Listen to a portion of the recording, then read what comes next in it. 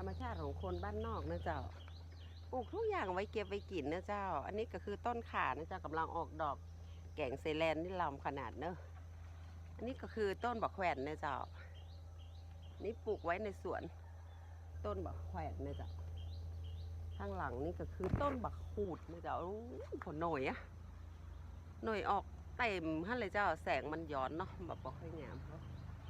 บักขูดกำลังออกหน่วยเต็มต้นเลยเจ้าทุกสิ่งทุกอย่างอ่ะเฮาหมั่นปลูกนะมาต้องได้ซื้อได้หานะเจ้าอยู่บ้านนอกเจ้า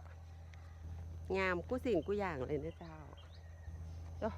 พี่ก็งามมางามนี่พอนะดกขนาดอันนี้เขาฮ้องว่าพี่กะเหลี่ยงนะเจ้าอันนี้ต้นตำรับเปิ้นแต่เนอะดกเต็มต้นเลยเจ้าส่วนมากคนกะเหลี่ยงเปิ้นสมัยก่อนเนี่ยเปิ้นเก็บย่างบนขาไฟไว้นะเจ้า